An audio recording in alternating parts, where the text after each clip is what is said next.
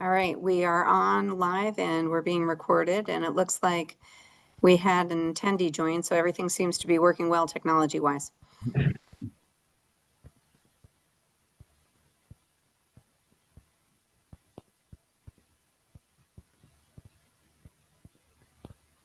All right, since this is my first construction meeting, and I'm excited, building committee meeting, is there somebody who's on who usually already runs the meeting? Does Kim usually run it, or should I just go ahead and start going through the agenda? I think you're on mute. I think Howie's trying to unmute. And the other attendee, I believe that phone number is Nick, so I don't know if we can promote him to participant. Eric, we can promote to panelist. And then the other, you're saying the other number I should promote to panelist as well? I believe that's Nick. Yeah. Okay. Can you hear me? Bob? Yep. I just lost my video, so I'm gonna get off and come back on, okay? Howie, we still can't hear you. Yeah, and we can see you too, but Hey folks, can you hear me? This is Nick. Yep. Yep.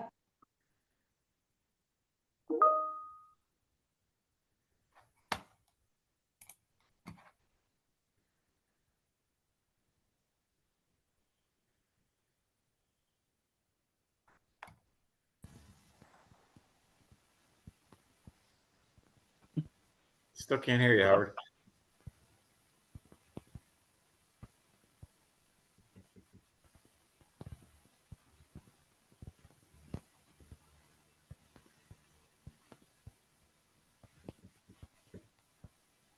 You could try the dial-in on your phone and use the phone for audio.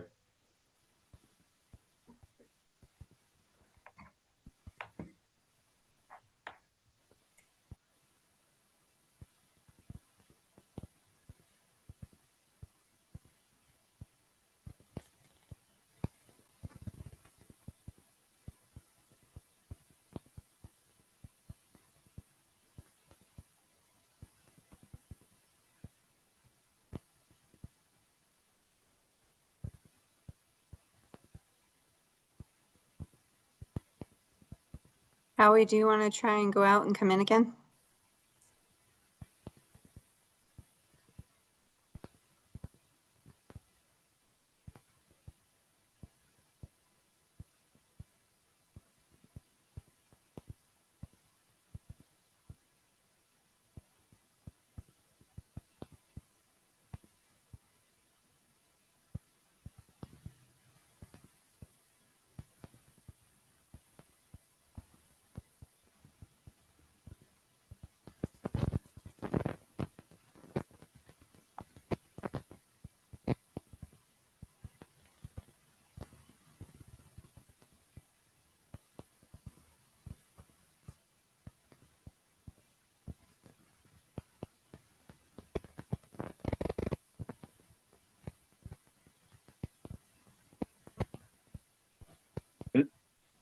Can everybody hear me?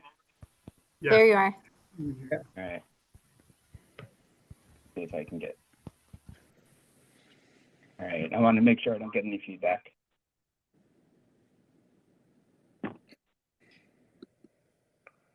You sound clear, Howie. All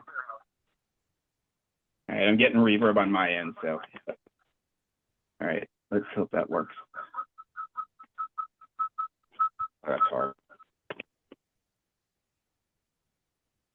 Darren, do you want to take it while I figure out my audio issues? Sure.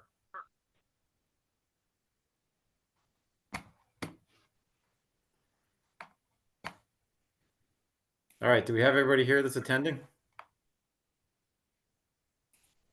We may have Dan actually may be able to jump on, but if not, I can certainly handle ONG's update.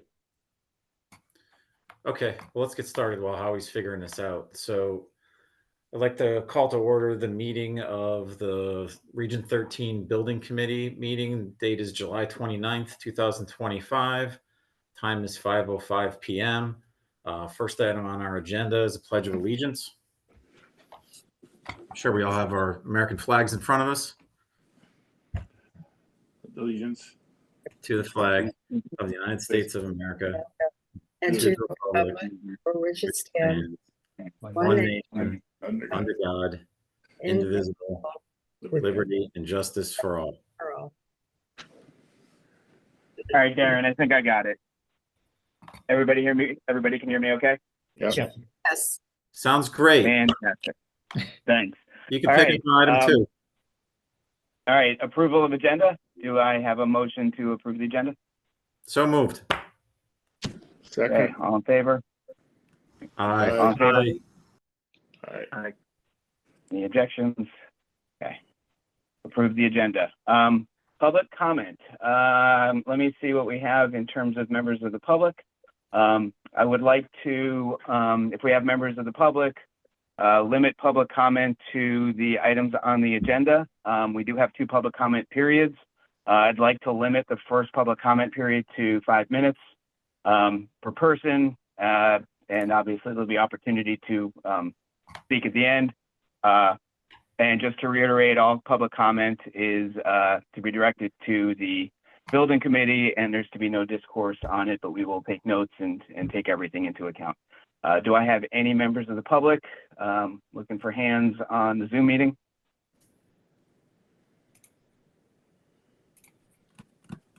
I don't see any, Howie.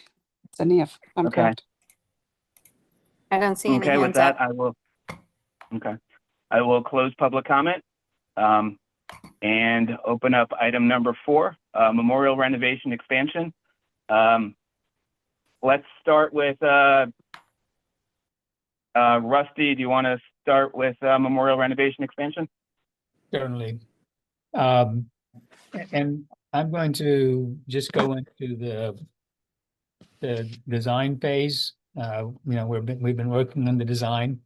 We've met with the administrators to go over the program. We updated the program. We provided the revised schematic design back to the administrators and staff to get any further comment. At this point, we have not received any additional comments on the space that have been assigned. And we're moving forward. We will be having another series of meetings with all the administrators as we are working our way through the design development phase, looking at all the individual spaces based on the interior finishes and layouts within each typical classroom. So all that is happening behind the scenes. We're also working on the MEP side of things, mechanical, electrical, plumbing, making sure we all understand what the systems are and what the preferred systems will be. So that process is underway. And in addition, we've been sort of working with ONG on the budget aspect of the projects as well. A couple of key components of this process. One, we've been having a lot of discussion about the site design, and actually had one discussion today. And Howie's brought up a number of has made a number of comments on number of parking spaces, etc. We do have 3 different site options that we can review this evening. And so that's one item that we need some movement on because we will be going into to submit site plans to planning and zoning. And that's all going to happen next month. And the other item is the hazmat consultant. We sent out a response of the 3 consultants. One was way out of the ballpark in terms of their quote. The other 2 were somewhat closer. I did have conversations with both of the others, and the resolution as we looked at it is there still the low consultant was still the low consultant. Their number really didn't change.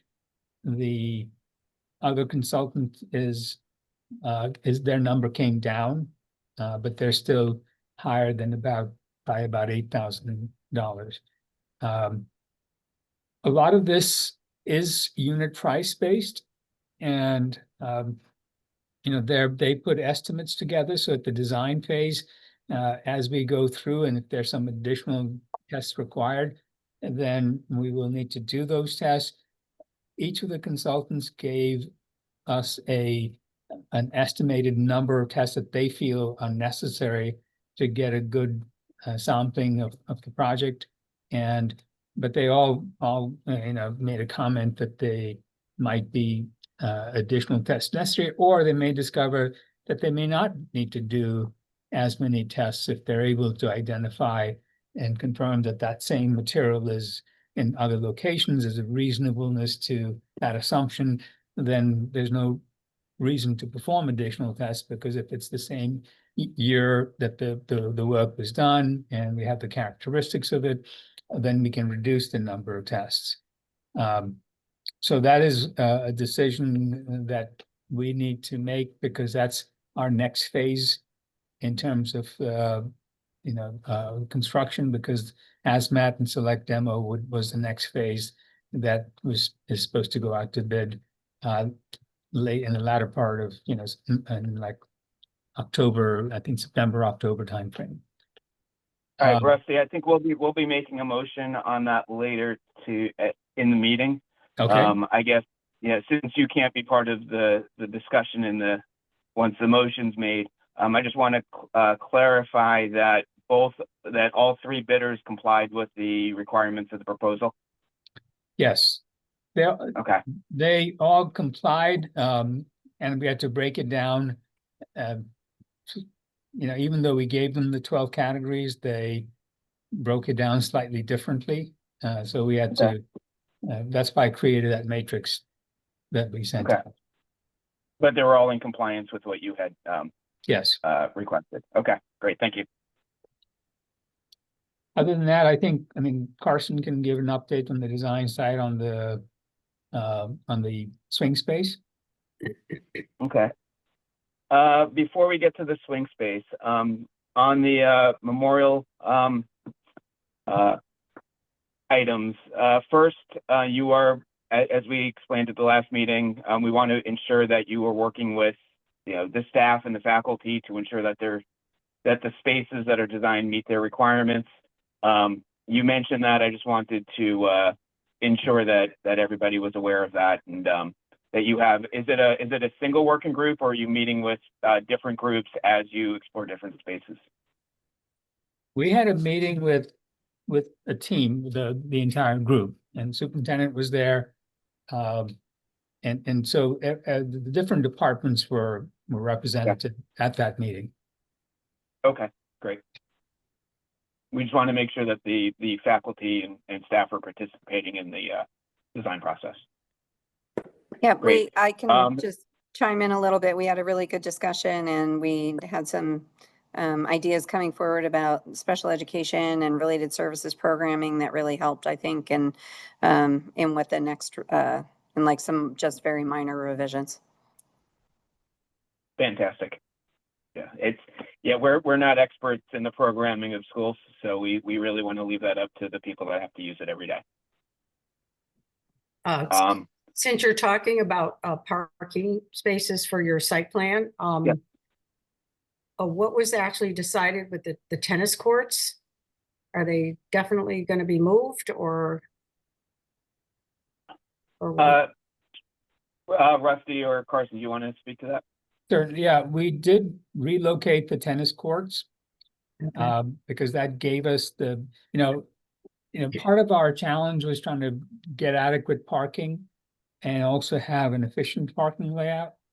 And as we mentioned, I believe in the last meeting, the condition of the courts was not great. And we all need to realize that once this project is completed in 2 years, that condition will deteriorate. And we felt that it would be more efficient to be able to relocate those tennis courts to the fields. And I think everybody was in agreement there. And so that's the basis of the new site layouts. Okay. Someone- Steve, do you have the proposed site layout for the outside? I know that you're still working on inside, but do you have that you could just throw up so we could take a look at? Sure, Carson, you mind bringing those up? Yeah, the last plan I saw showed a tennis court, a basketball court, and then paved play space. Right. Are we going to incorporate nets and striping for relocation of the 4 pickleball courts too? Yeah, what we're doing right now is only showing certain aspects of things because this is going to go to the state. And the state is going to question us using the kids. I mean, unless we can justify that there's a program for the school that'll incorporate pickleball, which may be great if we can do that. We're at this point just leaving it fairly generic. Does Yeah, the fact that we're removing existing courts and relocating them have any factor in those being reimbursable? So the way we're trying to organize them would be eligible for reimbursement. But only if we don't put the nets in? Or I would argue that we are taking out existing courts and we should be able to put back existing courts and have it reimbursed to make the parking work. Well, we can certainly give it a shot. And I mean, we can certainly try that, but we're trying to go to the path of least resistance to make sure that everything we do is eligible. And that could Okay. be part of a discussion as we move forward. Okay. My other major question is one of after hours use of the courts. mhm. The courts are, especially pickleball, is used significantly. It's lit. It does have heavy use at night. Is there a concern, and I don't necessarily disagree with where they are. I think we can actually even get more space in there and possibly more pickleball courts and tennis courts and things like that. But is there going to be an issue with that being used at night, on weekends? Is the visibility there? Will it be as acceptable for the adjacent properties? I want to make sure we address all of these things because it is a big change. There's not parking immediately there, and it does put more people in the school property after hours in an area that's not necessarily visible from the street. So that is a concern that I think we have to address. I'm not saying it's good or bad. I just think we have to come up with a strategy. If it's lit, how long is it lit for? How is it maintained? What does this do to potentially the school property as a whole? Because where it currently is visible from the street. Programmatically for the school, I think having the courts back there is great, but from a public use, I think it is somewhat problematic. All right, I totally agree. So from my perspective, I'm in a group of 30 plus people that uses those courts on a daily basis. I mean, probably 4 or 5 times a week. I've been trying to keep them informed. Initially I was informing them the courts were staying, they're not moving. The last conversation I had with that group was that unfortunately, to accommodate the site plan, we need to relocate them, but the 4 courts are going to be reestablished elsewhere on the property. So the more I can be informed as this plan evolves and can reassure them that those courts are staying, I can, keep that group somewhat under control. If they find out that the courts aren't going to be there anymore, they might be showing up at planning and zoning meetings and not be happy about the project. So I'm trying to deal with that on a separate basis because they're all local residents that use those courts and are pretty passionate about them. And that's also one of the reasons I want to look at the parking, because if we are overparked and can take some of the spaces where the existing courts are and possibly keep a number of courts up there for public use, I think that would be fantastic if it can happen. So if you could also inform me on the schedule as we move forward of when the existing courts will go out of service and how much of a gap there will be before the new courts may be in service, that would be great. I would love to relay that information so those folks keep informed. Okay. So a couple of things. I mean, since we are looking at the side options, in this particular option, and actually in all the options, we had located the courts in the back where it's currently shown. And that was part of the discussion with the neighbors as well, when we did the site walkthrough, and we sort of blocked that space out and said, this is where we're proposing putting the courts. They did not seem to have an objection to it. And what it does do is gives us a lot of flexibility in terms of the circulation as well as the parking counts. We have 3 different options, and each one has a different number of parking spaces. But let's look at this one in terms of just the questions that were asked. And what you'll see is if it certainly can't be, you can't see the courts from the street.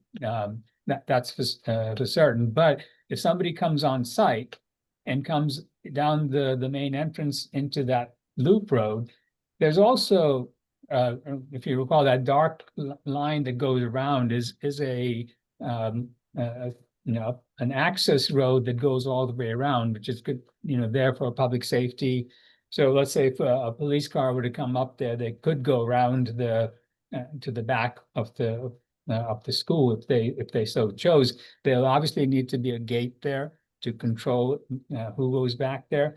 But from that point, you can see the courts. So there's that level of visibility. If it means that we locate the courts to where the other 2 fields are, and that provides greater visibility, that's an option. We feel that the courts being where they are, especially because we're using some of it is paved play area, which it needs to be adjacent to or closer to the school for the use of this space during the school day. So that's that particular aspect of the site is fairly similar on all our options. So unless you think that that's too much, it's too far away and the sight lines are not, would not be acceptable.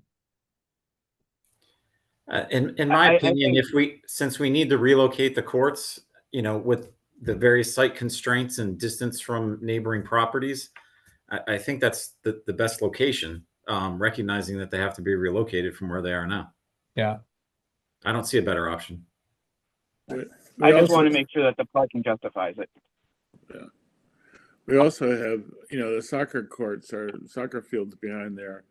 So, people are going to be using it on the weekends. The youth group plays there all fall, on weekends. So there's going to be lots of activity back there no matter what. Right. Rusty, the two lower fields, essentially the big open field below, those are currently intramural fields now, right? Right, and the discussion was to leave them, and they would remain as they are. So should those be designated as fields below? We can designate them. There's no, there was no formal, layout for those fields. Currently, there isn't one, but when they use them, they just used it as open space. And if they're formalized as a field and they would like us to do that, we can show it. But currently this is, the idea was to keep it similar to what it is right now and not change much. So Howie, one issue, if you show those as formal field layouts, I believe you're going to be required to provide ADA accessibility down there. Yes. Okay. So we'll just leave it. Right. So just to, okay, go ahead. I mean, I can give a little bit more explanation about this particular layout. Are there any questions up to this point, or no, are you want me to proceed? No, I think that's good. And then we can discuss the parking numbers after. Okay. So in this scenario, as you can see, there's the main entrance that you come in. This is right there, and you go up to the main, the front of the school. This is the bus loop. So you come in, the buses are queued up, and then the buses would leave. There is visitor parking and ADA parking, accessible parking within that bus loop. And at this point, the bus loop is totally segregated from the other side, which is where the parent drop-off would be. There is that, and there's these parking spaces, this parking lot, which we're referring to as staff parking, that's, to the right side. So the staff usually gets there before the buses, before, the kids get there. So that would be filled in by the teachers and staff. But that is one side of the parking arrangement and circulation. On the left side is the parent drop-off entrance, and what's happening here, as you can see in this scenario, they come in the queuing space. You can see how it goes up. There's the entire space. Now, during the drop-off time, the only part that's going to be used really is that upper loop there, because the parents will come and drop the kids off and leave. So that's a constantly moving circulation pattern. But this is really designed for the pickup when everybody is queued up there. So it's giving you an idea of how many cars can be queued on the road there.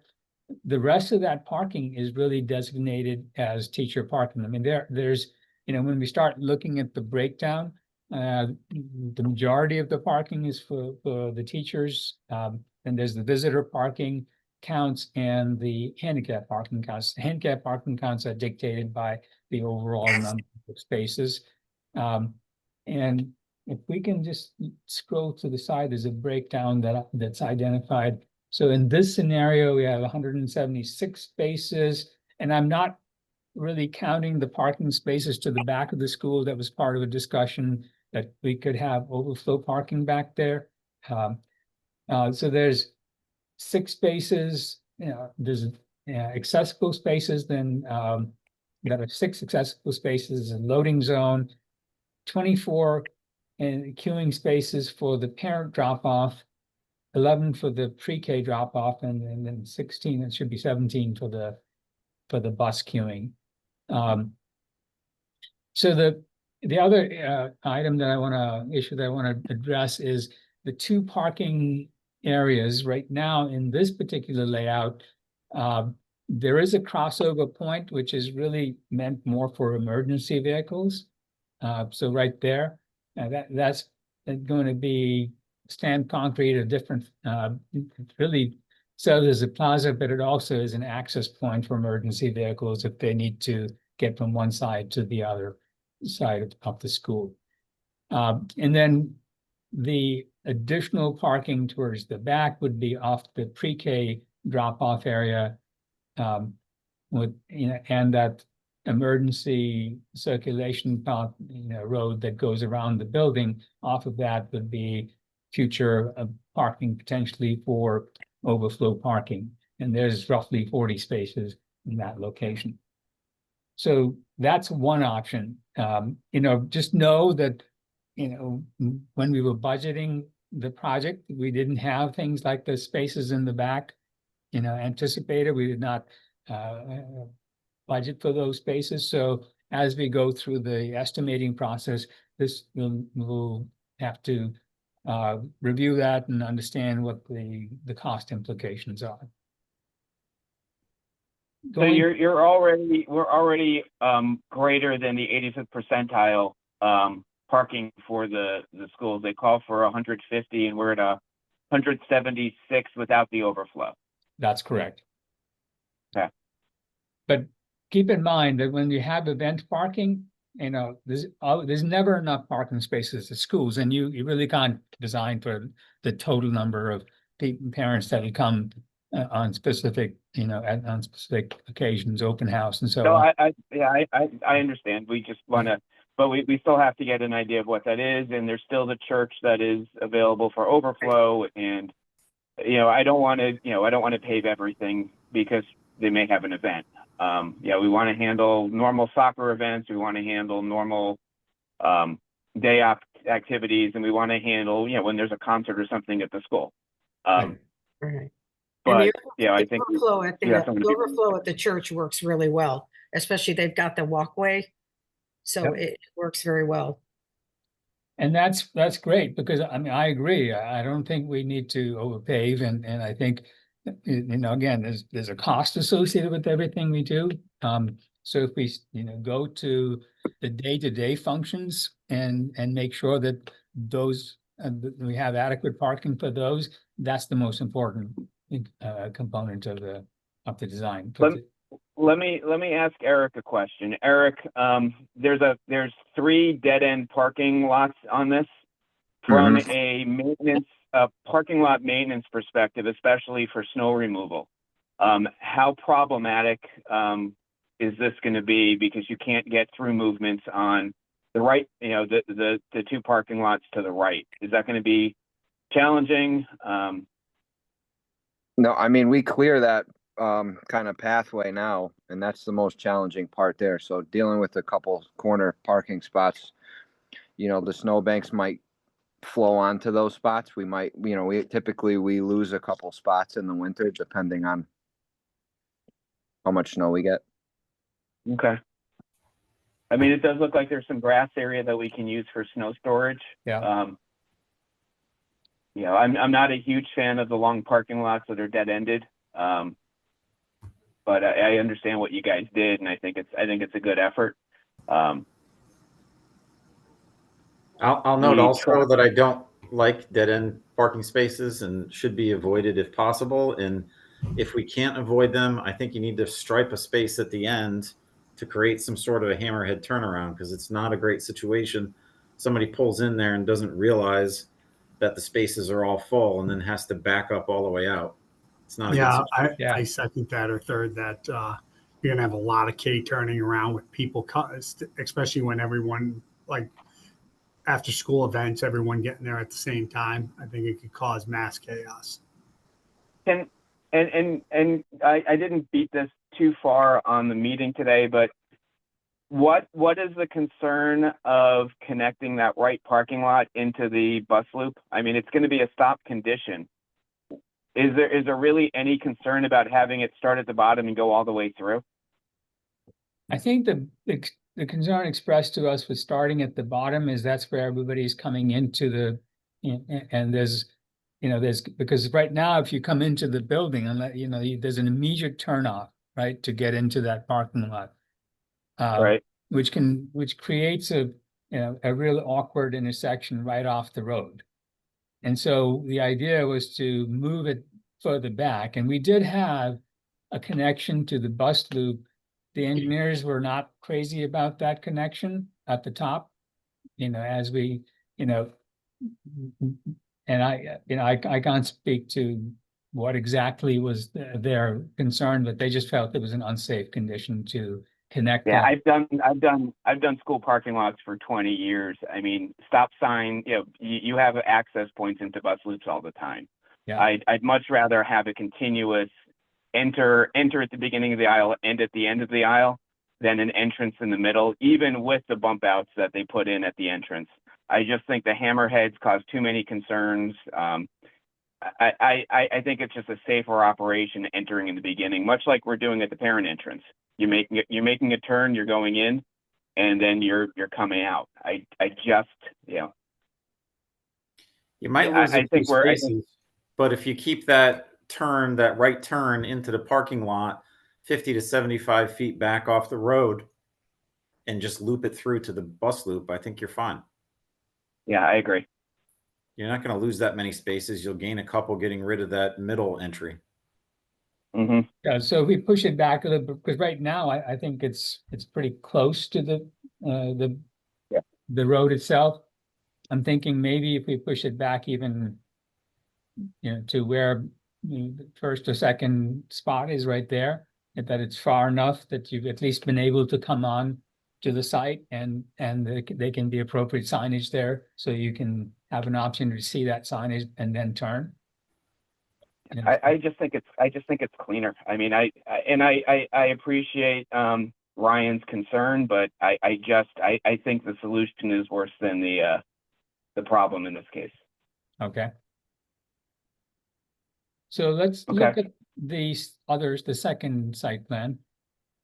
And the rest of it is fairly similar. So I would just focus on on what we did, and the main difference is how that circulation for the parent drop-off is working, in that you're really queuing on the outside, and there's a lot more queuing space for the parent drop-off. So everybody comes in, takes a right turn, and that's wide enough so people, teachers are usually getting in before the kids have to be there. So from a timing point of view, most of that parking is already full. And they're, and then you have the drop-off area that way, and the teachers leave after all the students have left. So that just allows for a cleaner drop-off area, and you can see everybody comes and turns right. The parking is towards the middle, and they egress out to the top of the parking lot. Your same comments would apply to the right side with the hammerhead parking. We can certainly change that, in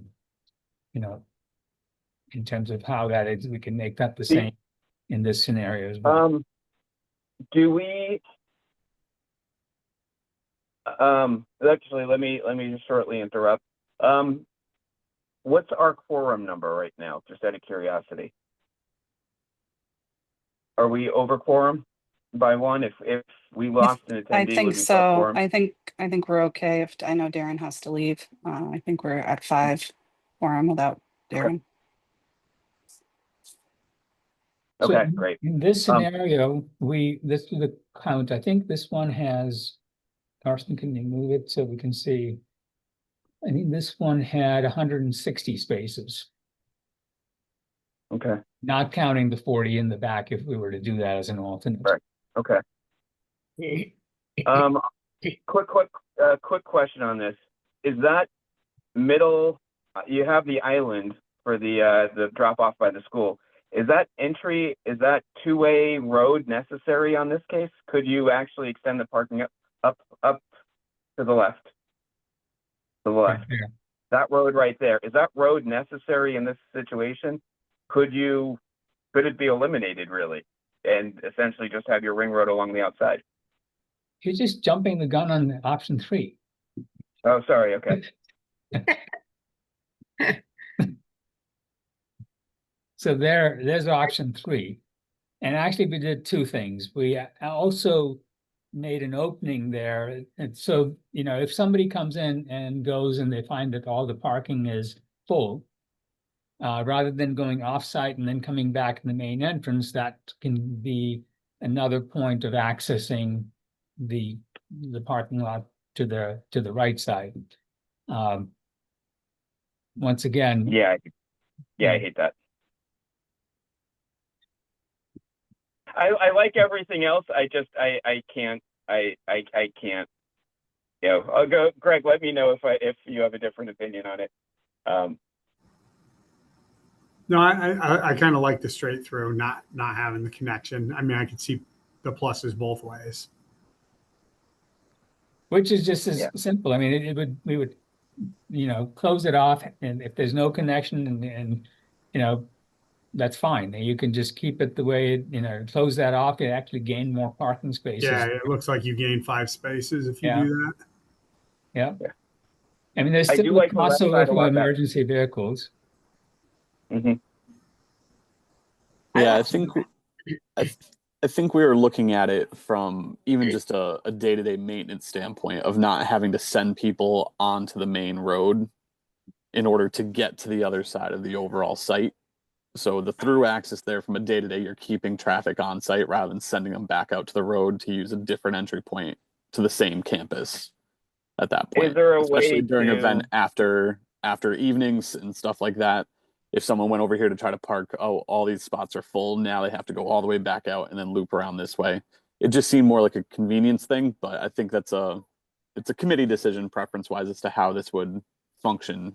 I just don't like having an intersection that close to the entrance, and that's a critical intersection. If there was a way to move that up to up there, or kind of more of a normalized, it becomes more of a normalized intersection if you move it further up.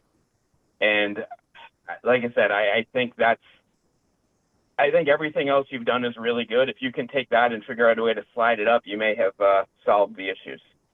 Actually, there's no problem in sliding it up because I mean, it can be anywhere along that driveway. I mean, we can bring it up. So that's where, if there's an access point at the lower level for the parking lot to get into the parking lot, and then that becomes the egress point. We lose a few parking spaces. Yeah. But that's fine. I mean, we have in this scenario, we have 155 spaces. Right. I think ultimately what's happening though is you're eliminating the need for that fire access and almost creating that intersection kind of at the T area, at the Y. It almost seems like an intersection at the Y is almost where this wants to go. Yeah.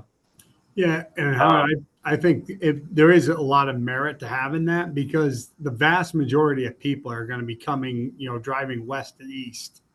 And once they pass and pull in there, I think you'll see a lot of people try to go to that closer parking lot, especially in after hour soccer, where it's a closer walk to the fields. Mm-hmm. And if it's all, you're going to have a lot of people having to turn around and come back instead of driving past, see it's full, go up, head plan north, and then take the left back to the bigger parking lot if it's full. Mm-hmm.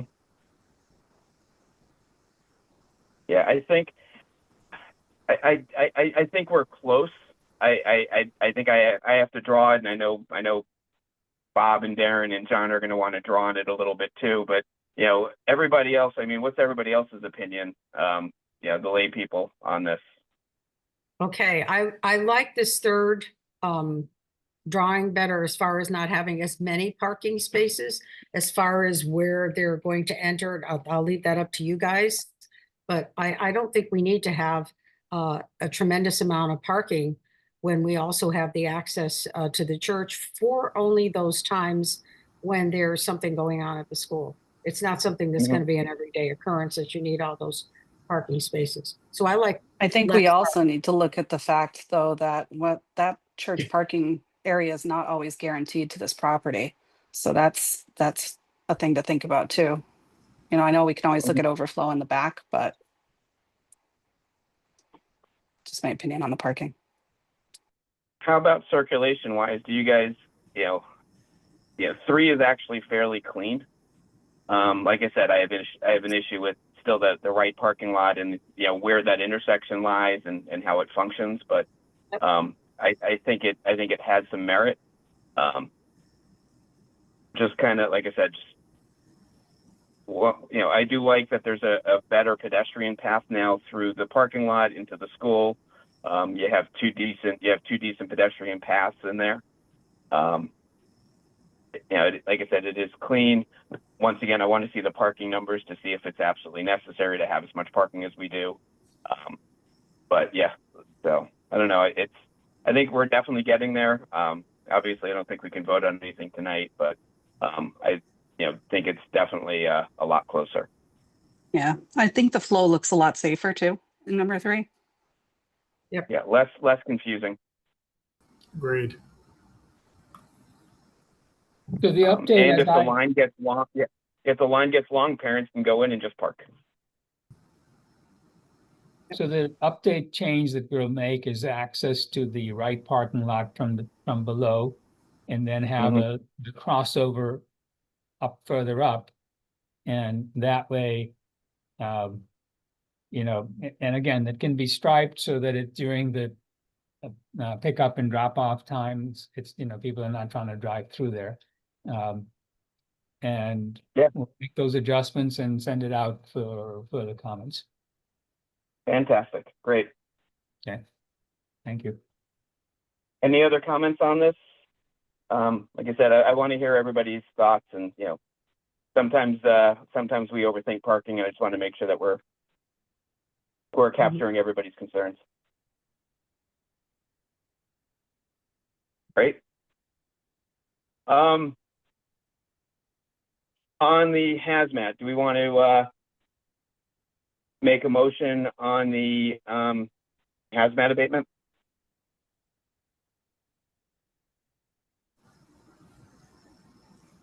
Do you have those motions, Howie? Oh, yeah, so it's a motion to approve Panoni for $63,630 for the hazmat proposal. I'll make that motion. Okay. Do I Second. have a second? Nick Viola, second. Excellent. Okay. So what I will need is, do we have, I'd like to open it up to discussion. It's a discussion for approving, hold on, Panoni for, God, I have stuff all over the place. Approving Panoni for hazmat evaluation, $63,630. Any discussion? Okay, let's take a vote. Can I have a vote on this? Yeah. For Just Panoni, do, $63,630. All in favor? can we do a roll call on it just so we can hear? Oh, yeah, that's fine. You want to go through? I'm having Yeah, trouble start seeing with the list. Greg, Yes. Lucy Petrella, I, Howie, Yes. Bob, Yes. Moore, Nick Viola, Yes. and Lindsay Dahlheimer, aye. Nick, Okay. I mean, Did we do it? Did I miss you, Lucy? Sorry. how about Lucy Howie? Petrella? How about Howie? So we got her. I Yep, got we Howie. got her. I got, and that was I. Okay. Okay, so, and that's it. Those are all our building committee members, correct? Yeah. Great. All right, so the vote is 5 in favor, no, no negatives. 6, sorry. Motion passes.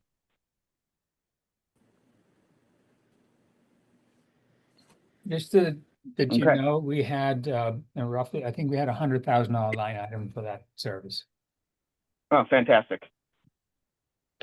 Okay, let's see, next item, do we, discussion and, well, memorial renovation expansion, do we want to get into the status update on Strong and Lyman?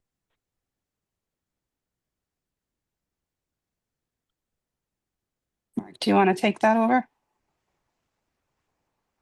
And that should come from ONG, or do you want us? Yeah, you want me to take that over? And Yep. Rusty and Carson, you can jump in as you see fit. I'm Mark Sedensky with ONG, pre-construction manager. So I'm really working with our estimators and the design team. And Dan is our field person, but Dan could not make it tonight. Can I share my screen? Yeah, that'd be great. I was just going to ask you. I know you sent a document out to building committee, Yeah. so that would be great. Yeah. Can you guys see that okay? Yep. Okay. Okay, so pre-construction activities, I'll just go through what we've been, what myself and our estimating team have been doing is going through with the architect's team and Kim and Eric and Lindsay, and we've been going through the schematic design estimate. We are still reviewing that now. Our lead estimator, Tracy Brennan, is actually working on it this afternoon, tomorrow, going through all the numbers, making sure her units are correct. And then we'll meet again with QA&M and others to finalize that. We did assist in getting a materials testing lab out for the phase 1, which is very small. We will need some concrete testing and some soils. And we assisted the town in procuring someone off the state bid list for that work. we'll continue, we'll finalize the schematic design estimate, and we'll be prepared to talk about that at the next meeting. Along with the draft pre-construction schedule, which I've been working with QA&M on. We've also I'm going through the documents as well as our mechanical coordinator and superintendents, and just reviewing the schematics. At this point, everything is, not fully developed, but we're going through, we're taking a look at the drawings, and we'll offer any constructive comments that we have to the design team. What's going on at Ward? Select demolitions complete. I won't read every line item, but what I will do is jump to the pictures. But plumbing demolition, soffit framing, interior doors, relocation of lockers. At Lyman, again, select demolition. At the portable classroom, security fencing, erosion control, all the site's been set up. Let's see, award completion, portable classroom shop drawings, and we're working on paperwork there. But right now the project is going well. I actually did, in addition to Dan, I did speak with the trailer people, and the challenge is to get the foundations in for the trailers. That's the big challenge. The next challenge is that the trailers are going to arrive extremely late. But we did get some good news. The trailers currently, as of yesterday, are scheduled to ship out of Georgia on August 11th. I'm looking at my calendar. On August 11th, and should arrive to the site by August 13th. That's a couple days ahead of what we had planned on. We had originally thought they were going to ship on the 18th, and we'd get them. So we saved a few days there. A few days really will matter in this project, getting the trailer actually set on the foundation, getting the plumbing and electrical connections hooked up to it, building ramps and stairs for accessibility. So a couple of days really does matter. So that was positive change. Questions? I can go through some pictures. Have you been working with Eric on this? I mean, has District 13 staff and faculty been included in this? I mean, is everybody happy with the progress? And Eric, I'll let you jump in, but yeah, Eric and I initially worked together when I was bidding the phase one. I've kind of stepped into the background to work with our estimators, and Dan Hetzler is our field PM, and Paul Jeffers, who I just talked to this week, is our superintendent. I believe they're working very closely with Eric. And Eric, I hope we as a team are keeping you guys happy. Yeah, you guys are doing a fine job. I mean, Strong's just about wrapping up. So, the guys can kind of put their school back together, and then the focus will be on Lyman. And I think that's a great game plan. Strong was pretty cut and dry as far as just interior walls, and obviously the scope was pretty big there. But, you guys came in like a ball of fire and knocked it out of the park there. So looking forward the same at Lyman. And I think too, it was pretty neat. The new principal for Strong had sent out the pictures to staff too, so they had gotten to see the work that was being done. So it's good that they're seeing the progress, and they should hopefully have. Do you have any idea, Eric, on when dates that teachers will know, or Sydney, when they could possibly come in and start, poking around and looking at their rooms? Go ahead, Sydney. I was just going to chime in that I know the principal and assistant principal at Strong are very happy with how things have gone. They've been really enthusiastic, and knowing that things might wrap up this week. I don't think they have thought yet about giving a notice for people to come in, because we're waiting for that, that official word that it's going to be okay. So we'll check in with Eric about that later in the week. Yeah, I mean, we got a little ways to go there. I will say the lockers from Memorial are, they look like they've always been there. So you guys did an awesome job with kind of working with what we had in the door frames at Memorial. it's just going to be some time for our crew to kind of put stuff together after the construction stops. So, we anticipate depending on, when diversity and O&G wraps up, and I anticipate them kind of moving their operation solely to Lyman, and then, a few days for our guys to kind of clean those hallways and make sure everything's, back the way it should be for the start of school. And then we'll allow teachers to, get in their classrooms. I don't think downstairs is an issue in the Blue Wing. It's just, where the scope was upstairs and the kind of the common areas at the end of the hallways. Well, it But sounds we'll like keep- diversity's done a great job, Eric. So, it's great coordination there. So thank you. Thank you. Yeah, we'll keep staff informed. Our custodians down there do a great job. If somebody comes to the main office and wants to get in their classroom, as long as there's not wax on the floor, sheetrock or something they can get hurt on, we're not going to hold them back.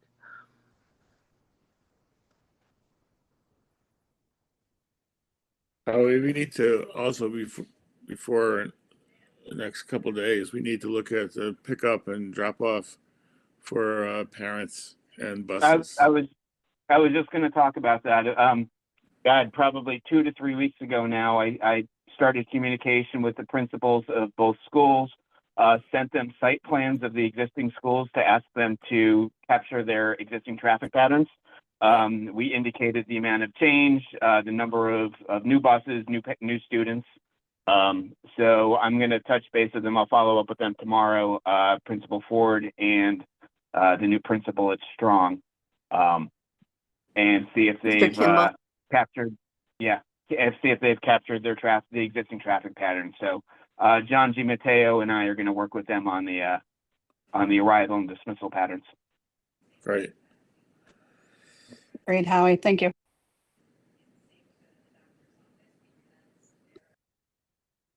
That's all I have.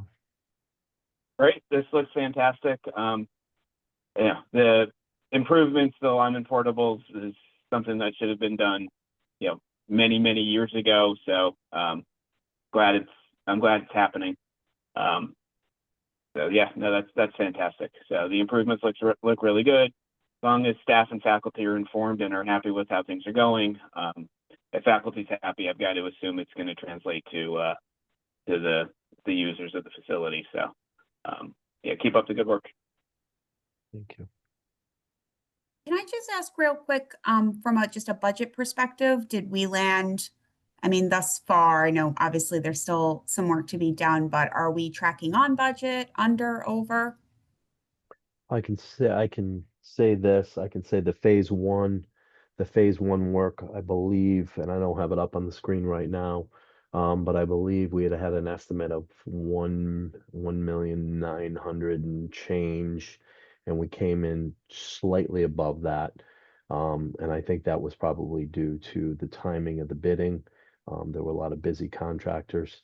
As far as the phase 2 and 3 work, which are, demo, the balance of the work for the school, we're finalizing the schematic design estimates, so we'll know very shortly. And we'll make adjustments based upon that with the design team and building committee. Thank you. Thank you. Great question. I was wondering the same thing.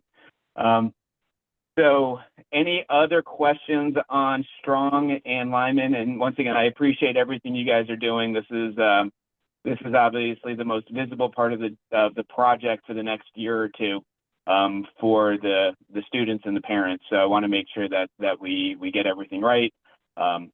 That I'll reach out to the principals to make sure we nail down the traffic patterns. I want to get it right from the start. I want to make sure that everything, I'd rather overthink it and have everybody comfortable with the patterns at the beginning of school, so there's really no confusion.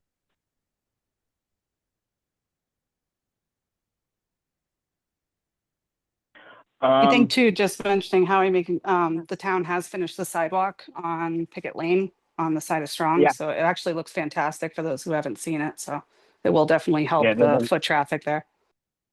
They did a great job. Next thing is we have to continue the sidewalks all the way through, but that's a later discussion. But it does look really, really good. Very happy with how everything came out. Next item is discussion and possible vote on creation of an oversight committee.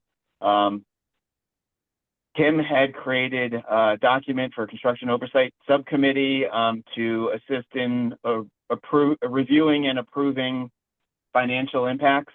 I don't know if everybody's had a chance to review this. Kim's not here to talk in greater detail on it. But if anybody wants to speak to the document. I think, was the intention of Kim to form the subcommittee so that if we, if there were certain thresholds of amounts of money for certain parts of the project, that could be approved by a smaller subcommittee of the building committee, correct? Yeah. I believe so. And just to make sure that we were on track, and if we were calling meetings, we could, do you want to go through what the thresholds are? Sure. I'll run it. Essentially, thresholds of 10,000 and less can be made by any one of the regular members of the subcommittee. 40,000 or less, not impacting function or design, can be made by 2 of the regular members. And 40 to 250 would require approval of all 3 regular members. And then anything over 250 would require the building committee majority to proceed. Obviously, I think there's a lot of discussion on this. I'm of the, most of the building committee members have regular jobs. I don't have time to check emails every single, 3 times a day to see if there's a hot issue coming up. We really do need to get our owner's rep on board. The owner's rep is essentially supposed to take many of these tasks. I think this needs more discussion, but we really need a paid person if it's going to be a quick decision to go through it. There needs to be a process. There needs to be similar to an RFI. Greg, how do you guys handle these? Oh, sorry. Sydney? Dr. Leggett? Yeah. Hi, I was just going to say, my question on looking at this is if or when we're going to have an OPM, like I'm assuming an RFQ go out for an OPM, because this looked to me like something that the OPM would be doing, because it really is going to be tough the way that I read it right now, and not seeing which committee members would be on this subcommittee to have it serve its purpose, which is basically to not let construction be held up, which is not efficient because we don't have somebody who can make the day-to-day decisions. I tend to agree. I'm just not comfortable having, it's a lot of decisions that we're going to have to make a lot of time, quickly. And I just think there needs to be a cleaner way to do it that doesn't, that is somebody that is a hired staffer doing it. I definitely agree with you, and that is typically every job's got an OPM, has a designated person that can do that on a daily basis, and Okay. just to keep especially small stuff to keep the job moving. Yeah. And So, I try to do the best of checking my emails, but sometimes it's a couple. I may miss it by a day or two, and then we definitely need somebody who can coordinate that and bring a bigger item, to the board like immediately if we need to. Has And an RFQ that's the been one we went drafted? out. Sorry, has an Sorry, RFQ Chris. been drafted? I think we talked. So we actually Go have ahead. done, Eric, go ahead. I'm sorry. You go ahead, Eric. No, I think we just touched on this last meeting. We were focused on getting through the swing space. We didn't need to put that RFQ or RFP out until, later in the month of August. I think that was what was talked about. Obviously prior to, we don't have a demo scope yet at Memorial, but obviously we need that person on board more for kind of phase 2. I think that's where it was left. We did, Dr. Leggett, we did put out an RFP for an owner's rep prior to our selecting ONG. the scope of work needed to be adjusted. They were significantly larger than we had anticipated, but I do believe we have the ability to go back to the respondents. I think we eliminated one, so I do believe we have the ability to go back out to the two that had responded to the initial RFP with a modified scope and not have to go back out. And that's something we can discuss at the next meeting. I think that's what it was. It was the cost and the scope on it. And I think that's why we delayed that one, correct? Yeah, I believe so. Okay. I think Kim was concerned with not having the owner's rep, that we needed to have something in place in the meantime. But if we can negotiate out with the owner's rep, before the end of the month, we would probably be in good shape for end of August. Mm-hmm. Yeah, I think that's the better way to go and try to make a commitment to Kim that through getting to the owner's rep, that if something's really serious, that we commit to making it to at least a remote meeting in order to put those through. I also think I need somebody else to be responsible. Yeah, I think Kim didn't want to be the only person touching these things either. So I completely understand. So do we want to make a motion on this, or do we just let it lie? I mean, can we leave it at discussion, or should we do we need to make a motion on any of this? I think we could table it until we talk to Kim again and ask her if, making a commitment through our owner's rep to be able to make those decisions as a committee, if that's going to work for her. And I think we just need to take Kim's lead on it. If she really does believe that's what she needs until we're at that spot, then we really need to honor that. Okay. Do we want to make a motion to table the construction oversight subcommittee and pursue an agreement with one of the respondents to the RFQ, to the previous RFQ? I think we should do that. Okay. I'll make that motion, Howie. Okay, so we have a motion on the we have a motion to table the construction oversight subcommittee and pursue an agreement with one of the respondents to the previous owner's rep RFQ. Do I have a second? Second. Okay. Any discussion? Okay, all in favor of tabling the construction oversight subcommittee and reaching out to the respondents from the previous RFQ. We'll do a roll call. Lindsay Dahlhammer, aye. Greg Putnam. Aye. Howard Weisberg. Aye.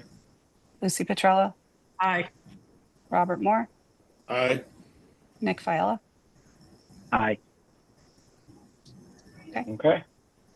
Ayes have it. Thank you. So that passes. I appreciate that. Discussion and possible vote on invoice approvals. Did I see that there were no invoices to approve? There were none from O&G. We are working with Diversity to get their, I believe we have their schedule of values approved by everyone, but they didn't accept the electronic billing system. So there's a couple of things that still need to fall into place. We were trying to get it tonight, but Dan will have it for the next meeting. Fantastic. Did Kim leave Great. any other Yeah. bills that were outstanding? There is a list that Kim left. I think everybody had a copy of that. She put it in the agenda of building project expenses to approve. I know that she wanted to make sure that we could get some people paid so we can get some people cash flow and keep the projects moving. Did everybody get Yes. did everybody get that table? I believe it's in the building committee folder. Yes. There we go. Yeah, and I think it was attached to the email. Yeah. So So, they're itemized out and listed with a total of $241,651.43. Yeah, we're gonna want to do those separately, I believe. Okay. Do we want to? We'll make a motion on each one of them. Yep. Okay. Bob, do you want to make those motions? Sure. You have it. Yeah, the first one is CubeSmart invoice 100254 for $240.50 for July 2025 storage unit rental. May I have a second? Second. Okay. All in favor? Aye. Aye. Bob Moore, aye. Any opposed? A motion for Cube Smart for $240.50 passes. Next is for QA&M invoice number 717247 for $185,772.50. To schematic design, development, bidding services, geotech study, traffic study, and mileage. Okay. Bob, you're making that Do I motion? have- Yes. Okay. Do I have a second of the motion? I'll second. I will.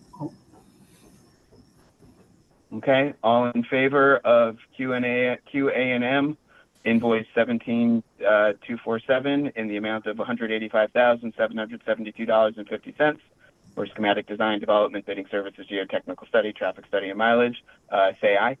Aye. Aye. Any opposed? Okay, motion passes. All right, Bob, next motion. Next one is for Bozzuto, BOZZUTO, invoice 1002074 for $550. It's delivery 20-yard roll-off dumpster at Memorial.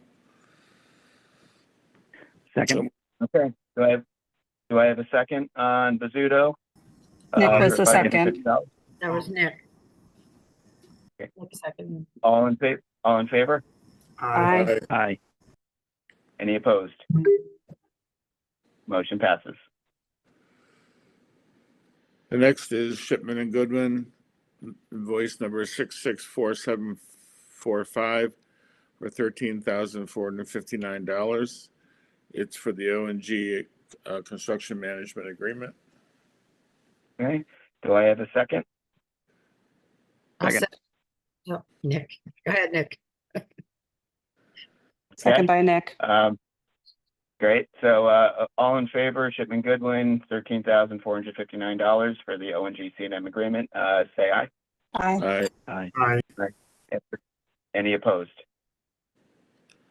Okay, motion passes. The next motion is also for Shipman and Goodwin, invoice number 657725 for $11,864.50. It's the business contracts for QA&M RFQ/P services from January 25. Great, do I have a second? I'll second. Any discussion? Okay, all in favor, Shipman and Goodwin, let's take a vote. All in favor, Shipman and Goodwin, $11,864.50. Business contract, Q&A&M, RFQ services, January 25. Say aye. Aye. Any opposed? Motion passes. The next is motions for Shipman and Goodwin, invoice number 659592 for $6,915.50. It's the RFQ/P correspondence from February 2025. Okay, do I have a second? I'll second. Any discussion? All right, we'll take a vote. Shipman Goodwin, $6,915.50, RFQ/RFP correspondence from February 2025. All in favor, say aye. Aye. Any opposed? The motion passes. The next is Shipman and Goodwin, invoice number 660300 for $11,035. And it's continued work on RFQ/P draft AIA B133 review from AIA from March 2025. Okay. I lost my, there we go. Do I have a second? Second. Okay, any discussion? Okay, vote, all in favor, Shipman Goodwin, $11,035, continued work on our RFP draft AIA B133 review form, March 2025, signify by saying aye. Aye. Aye. Any opposed? Motion passes. That's it for Shipman Goodwin? Yeah. The last is Two Brothers Moving for Memorial. It wasn't an invoice number yet. For $11,814.43. is from July 7th to July 10th moving services. Okay, do I have a second? I'll second. Okay, any discussion? Okay, let's take a vote. Two Brothers Moving Memorial, $11,814.43. All in favor, say aye. Aye. Aye. Any opposed? Motion passes. Good job, Bob. Thank you. Yeah. No other invoices that we're aware of? There was also, And I think there was also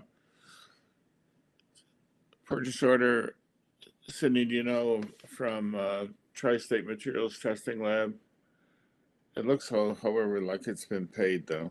So I think that's okay. I didn't see anything except for this table from Kim at this stage. Okay, well, this one looks like it's already done, so. Thank you. excellent. Thank you. Okay, that closes the memorial renovation expansion discussion. That was fantastic. Let's jump onto the track. Eric, this is your baby. Thanks. Just one Alex. second. You guys done with me? I have a hungry wife who keeps texting me about picking up dinner. We are completely done with you. Thank you for all your work. Thank Everything's you. been fantastic so far. Thanks, Bob. a I couple think I weeks. speak for everybody when I say we couldn't be happy with the progress to date. Thanks all. Very much Okay. so. Thank Thank you, you. everybody. Good night. I have to admit, night. I was skeptical about it being blue, but I love it. That's great. That's great, Lucy. Yeah, it came out nice, guys. Craftco finished up a couple weeks ago here with the line striping. I think we nailed every kind of want and need, and I think it looks great personally. It was an economical option that we did out there, and it's poised to last 10 years. So it's before we have to do any kind of reline striping, resurfacing. So no complaints. That crew worked hard. There was 3 separate crews over the course of the month and a half in the heat, and they persevered. And I think the final phase, the line striping, came out really sharp. Feedback from the track coaches was all positive for the most part. The couple handhole areas where you can, they hand rolled it. That's kind of off on the turf side, a couple squares. So I did ask the company to leave behind a couple 5-gallon buckets of paint, just so we can re-roll those areas. Nothing on the main track. That's all I heard. Great. Yeah, they no, have I've another heard great fun run. feedback on it. The fun runs tonight. So I know they're out there There's right another now. fun one tonight. Last week was a success. Has anybody else heard anything from the parents, from users? I'm impressed that we're able to keep everybody off the track. But no, I think it looks great. I'm interested to hear if there any feedback from the public. Oh, I've just heard it looks amazing. Yeah, I know the track coaches are pretty excited about it. I know other, the pictures are out there, the drone videos out there of it. And I think other communities and other schools are seeing it and saying, wow, it is one of the best facilities in the state.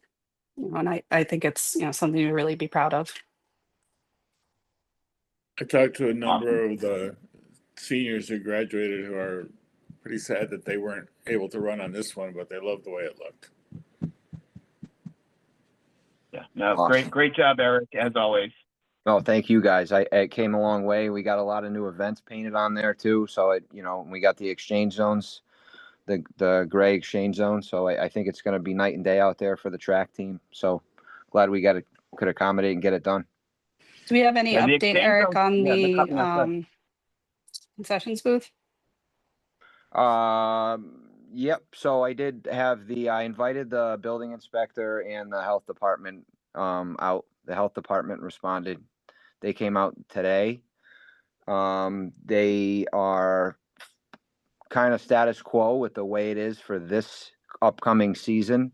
If we're going to look at a kind of a 5-year plan, there's a lot in there that they would expect in order to be able to rent that facility out to the public. If it's strictly for our use, school use, high school use, You know, there's some things that on his list that he wants. He wants a portable sink out there. If they're going to be grilling, they need to wear gloves. They need to have that sink out there. I don't have the full list in front of me, but in long term, you know, he wants FRP inside. If we kept that structure the way it is, a window AC unit was asked, just because if there's chips or dry storage in there, the humidity and the mold was a concern of his. As far as equipment, he wanted commercial freezer, refrigerator, microwaves. Microwaves weren't a priority. He didn't know if the ones out there were commercial grade. I don't believe they are, but as They far are as not. yeah, they're not. So, and as far as any appliances, obviously no cooking can happen inside the concession stand. You know, he didn't want to disrupt any of the upcoming season. So, you know, he kind of crossed some T's, dotted his I's the way he saw it. He understands it's been there for a long time. So, that's where we're at with it. I did find a couple companies that have prefab. So basically, he said if you wanted to rent the athletic complex out, including the concession stand, we'd need more of a restaurant style concession stand. The one out there is obviously it is a Cloder Farm shed. It's kind of makeshift. It's worked for a number of years, but if it was to be rented out as inclusive to that complex, it would need a ton of upgrades. At that point, it might make sense to just get a new structure out there that's already outfitted with the FRP, epoxy flooring, you know, air systems, you know, HVAC, and that's the way he left it. So are they still going to be able to use it with existing equipment with the work that we do to it this summer? Are we looking at an alternative for concessions for the fall? No, there's kind of a rule in place. It's kind of like the Durham Fair rule. It's a temporary event. Like you're not serving food there Monday to Friday. You're serving there for, you know, a couple hours every other week. So there is some leniency in that regard. So he didn't have a problem with them, you know, serving food, grilling outside, as long as they use the proper, you know, gloves and obviously throwaway utensils, containers. Didn't have a problem with any of that. As far as equipment inside the concession stand, I have to get with our fire marshal. You know, if they're going to do everything on the grill, that's one thing. But if they're going to start doing pretzels and French fries, obviously they can't use a fryer-later. I don't think that's a good idea outside either, just because it's a hazard. If it rains, you know, maybe an air fryer. But I have to get the fire marshal's approval on equipment that can go in there aside from a freezer and a refrigerator. And the coffee maker has been looked at before. The health inspector didn't have a problem with that, as long as everything was used that was throwaway. And as far as storage, you know, food should probably be stored in there for a season, not, you know, year round. If you lose power out there, you know, all that food's wasted. So. Yeah, I know that happened when we had the accident that went into the back of the shed. So I think as long as, and I'm sure Kim's on top of it, but you know, as long as, you know, we make sure that we're communicating, because we're coming up on the start of seasons. So Yeah. I want to make sure that the booster clubs understand what they can and, you know, what they can't do, because I'm sure they're all trying to figure out menus and what they're going to do. So. Well, I think Yeah, there was also some discussion. I mean, I want to follow Eric's lead, obviously, and talk to the fire department, but I think there was also some discussion of the possibility of just needing to do food trucks temporarily. I heard people talking about that, you know, where they can still do what they need to do, but it's just sort of like a food truck style until this space is figured out and safe. Absolutely. I echo that, Sydney. Health inspector touched on that somewhat. You know, obviously, if they're ordering pizzas and you're serving it by the slice or donuts or something like that, that's perfectly fine as long as they're wearing gloves and you know, taking the proper precautions. But food trucks are always an avenue to go down. I know Track does that a lot with their events. So it's something to be talked about. I haven't updated Kim yet. I just saw the health inspector this morning. So when she gets back, we'll come up with a plan, and you know, hopefully we can get some kind of list going, some kind of just a direction out there on expectations. Yeah, I think just Great. communicating, that's just important. That's all. Thank you both. Thank you. Hey, Eric, just a Yes. quick question. I know the bench warmers paid for custom cleat walkover mats for the track. Have they been ordered yet? I don't believe they have, Todd. I'm sorry, Nick. Todd was on that. He actually asked me before vacation what my kind of thoughts on that were. He was looking at something more lightweight, kind of feasible for track coaches to roll up, take off, and put back on. I think historically that was a problem before. It wasn't coming up. Obviously, it can't stay up. People walk the track. It can turn into a tripping hazard. So it would be for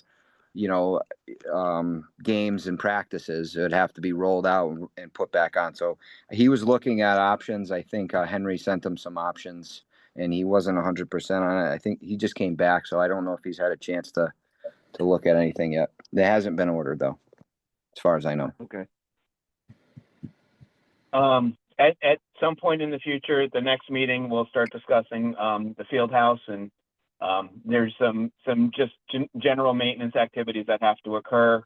Some of the door frames, I know we have some caulking that we probably need to do another application of caulking. But overall, the field house looks great. Thank you. Yeah, I think we need to look at our options out there, maybe get some quotes on upgraded door frames, especially the fob doors that have been recently, fobbed for access. We came into it and we knocked it out of the park getting it there, but some of those finishing touches, like the wooden door frames, they're not feasible for out there for everyday use. So some upgrades there, some potential there, and then obviously looking towards outfitting the inside. It's just a cost kind of issue, not anything plan wise. We have a good set of plans from the bathrooms that we can work off of. It's just getting there, budgeting for that stuff, so we can move forward. Fantastic. Bathrooms have been functioning well. I don't know how often they've been used off season, but any issues with them? Easy to maintain. Everything, plumbing's working fine. Yeah, for the most, they're pretty simple. No issues. We don't open them up obviously for the summer. I think we haven't had really any events out there this summer, but I check them periodically. Everything's fine. The water's fine. So great. Awesome. All right. Any other issues on the track? Fantastic. Let's go to item number 6, tennis courts. Just to get everybody back up to speed. The 5 tennis courts. Yep. 5 tennis courts that we have are exhibiting some significant age. The courts themselves, when were they done, Eric? Were they done as part of the 20? Yeah, the fall October of 2010. Okay. So they are 15 years old. Tennis courts have a resurfacing schedule that's probably shorter than that anyway. We're definitely on target for needing to upgrade the courts. Right now, there are some significant issues as raised by some of our residents at some previous meetings. I was on the courts a couple days ago. There are cracks. There's bubbling of the pavement. The bigger challenge we have is there are drainage issues under the court. And in that area in general. I'd like to see if we can get a proposal out to Nathan Jacobson to look at drainage. Nathan Jacobson also does tennis courts. So they could, I'd like to look at drainage at the courts. I'd like to look at drainage in that whole area and see if we could do some drainage improvements between the girls' softball field, the tennis courts, that lower area by the Little League field, and really address everything in one shot. Yeah, Howie, just to add to that, I did have AC connection, Dave Beto come out because they're doing some storm drain cleaning, just regular routine maintenance. And he threw a camera down the existing drainage over at all 4 cleanouts in the corners of the tennis courts. It appears, everything's dry and clean, no visible cracks. I can send you the flash drive if you'd like to look at it. It looks like they missed a corrugated PVC that is on the plans, the original plans that I have for the courts. It looks like that never got installed, and that's that's kind of a crucial pipe if it's really not there. Dave was pretty sure it wasn't there, based on his findings, just camera scoping it. And that's the side where the bleachers are, where the Little League field is, and that's kind of where we're getting that runoff. So if that's really missing, I mean, that might be the missing link to the drainage down there. It is worth a look. I agree. I don't know how everyone else feels about, doing some engineering down there, but if we do end up having to, so the way the drainage is now, a lot of it's underneath the court. So if we're going to eventually try to mill and pave those, you're going to be digging up quite a bit of process to get to the existing drainage. But I'm on board with what you guys think. Eric, what you're saying is that there should be a corrugated pipe that went around the fields, went by the bleachers for the Yep. tennis court bleachers, and then down towards the Little League field, between the Yeah, softball field. Yeah, it does go that way, Bob. It goes every which way except, based on his findings, it's missing, or they never put it in. It looks like kind of where the main gate is, right right off of where the porta potty gets put every year, right there, going down towards varsity softball in that direction. So if that's missing, that's a crucial piece. That could drain either way, though, right? It could. I mean, I think you're getting a lot of runoff just from the JV field being a little higher. Yeah. Down to the gravel. So all the other piping was there. It's intact. It's in good condition from what he found. It's dry now. So I don't know. Go ahead. How long ago was this tennis court put in? 15 years. 2010. So we don't have any warranties or anything.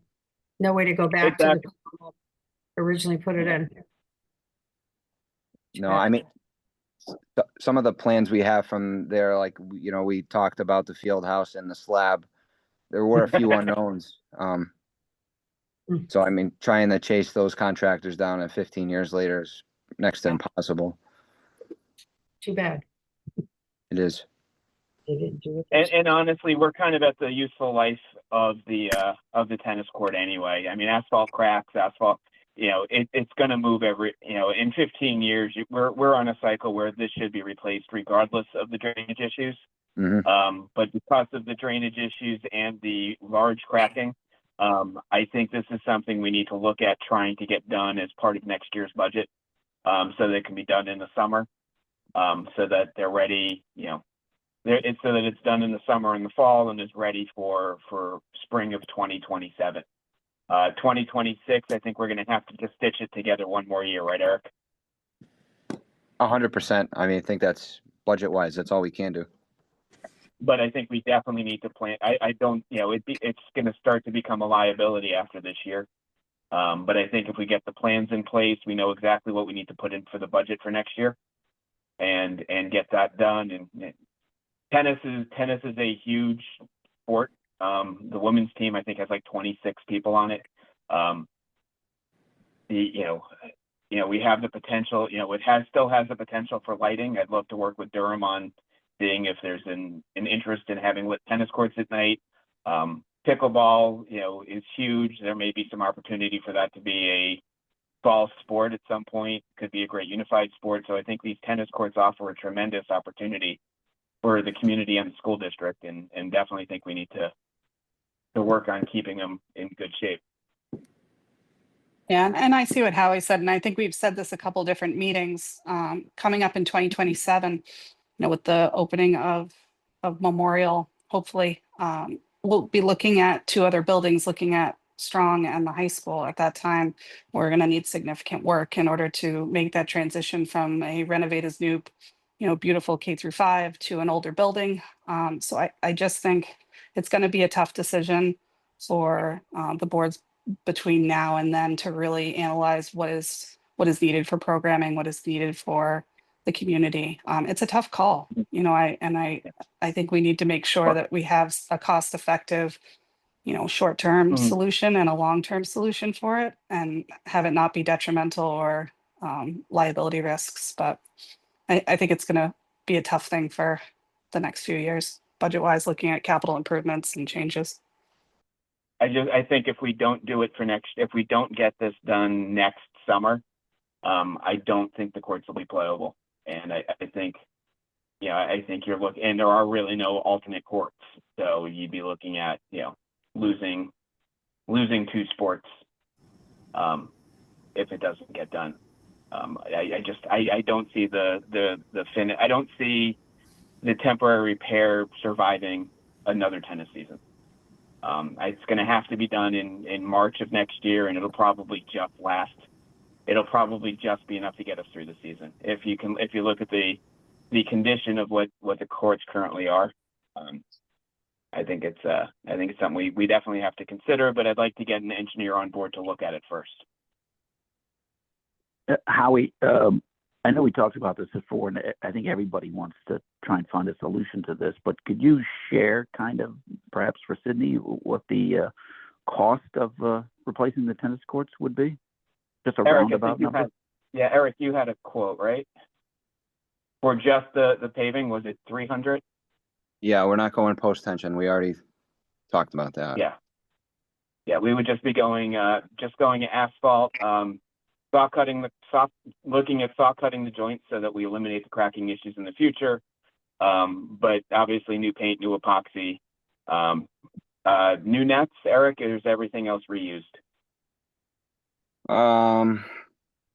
Chain link fence is not, and that's a savings. We would end up using that as a savings if they could reuse that chain link fence, which they kind of committed on before. They could. Tennis net posts, includes the net, includes everything. It's out the door. Soup to nuts is the $359, and then if we can get them to reuse the existing chain link, that's a $63,000. That I think they'll come down on if they can reuse that existing chain link fence. But So yeah, I mean, it depends how much we're actually poking around in there. If we do a drainage survey, and we got to, go down past mill and pave, they don't want to be responsible for any of the drainage. It's in the proposal. No, I understand. Fine. So I know I Kim's wanted other to- option, and I wanted to put that option out there, talking about the, different solutions. And I know that Kim had talked about possibly the potential of rolling it into a bonding for the roofs for Strong and the high school. I don't know how we could, if we could put that out, but that would give the community a chance to vote on that, as opposed to, rolling it into a budget for this coming year, knowing what we have going on. Might give a voice there. But I don't know where she is with a timeline for the roofs, and that I don't know how many years out, or if it's coming up close. Yeah, I thought the roofs were coming up close, so if it is, I do like that idea of trying to roll it together, because to your point, I think it will give people a voice, since, it is a tremendous amount of money. Just to kind of give you guys a little perspective, the Strong roof is eligible for a reimbursement as of 2023. Coginchaug is not until 2027 for state reimbursement. So if it's not eligible to them, could you still do a bonding and not do it until 2027, or does it have to become eligible? That I can't answer. I have to check. I'd have to look into that. I don't know that Okay. I don't know why we couldn't have the reserve and then, kind of pull the trigger in 2027. I don't know why that would be but just to kind of give you guys an idea of numbers, Strong's roof is coming in around $2 million with, that's not figuring obviously state reimbursement, but Right. you look at Coginchaug and it's, almost double the size square footage wise, roof wise, it's $3-4 million, and that's not touching any of the air handler equipment that's on the roof already. So, I mean, it's $7 million for just roofs, give or take, and then your air handling equipment. You don't want to put your roof on and not touch any of those air handlers up there are 25 years old going on.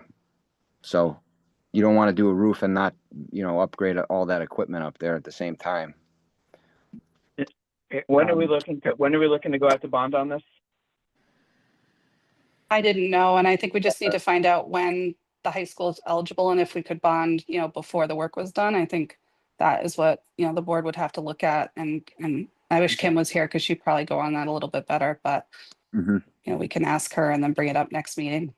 But I just don't want to, I don't want to look at not having those in place or having even a short-term plan for the tennis courts. I think we need to make sure that they're safe and that they are workable for this coming season and make a long-term plan. And whether that's the bonding or that is putting in a budget, I think that's, something, the building committee can give a recommendation to the board, closer to the fall or budget season, if that's what the committee wants to do. But we should outline, where the building committee stands on that, just so we know. But it would be feasible if we can make sure that the courts are safe until we would roll it into a bonding. Seems like the most comprehensive way to do it, but I understand we don't want the liability out there at the courts either if we can't give, guarantee for 2 seasons that it's going to be working. Absolutely. No, I agree. Great discussion. Thank you. We'll discuss the tennis courts in greater depth once we have an idea on the bonding, but that does seem like a reasonable idea. Eric, should we reach out to Nathan Jacobson and, just get an idea from them? We'll Maybe get a proposal. Yeah, we'll get a proposal going hopefully for next meeting. Yeah, that way we can evaluate the proposal at the next meeting. It'd be awesome. Are they the Great. best? Are they the best company for us to look at? Look at the tennis. Yeah, they actually just did the tennis courts for Hebron. Hebron just got new tennis courts put in, and Nathan Jacobson did it. They're very familiar with Picket Lane and the drainage system on there. And we do want to. Yeah, they're very familiar with the drainage challenges because they've been working with Darren and I on a lot of it. So I think Were they they're very did they do the qualified work for for the sidewalk project for Durham? Yes. Yeah. Okay, that's what I thought. So I have no issue with Nathan Jacobson giving us a proposal, and if it's not viable, we'll look elsewhere.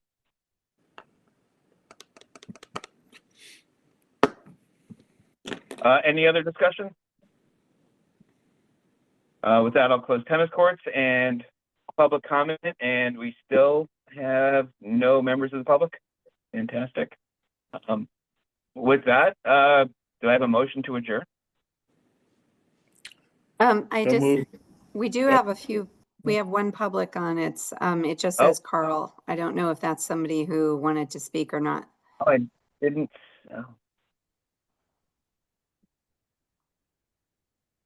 I don't see it, but if any members of the public are interested in speaking, please make yourself known.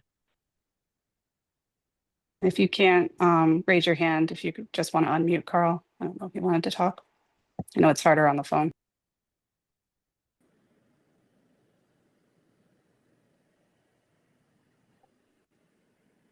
All right. I think we're good. I think we're good. With that, I can have a motion to adjourn. So I'll make the move. motion. On favor? All right. Thank you so much. Motion passes. Great meeting, guys. Thank you so much. I appreciate everybody's insight.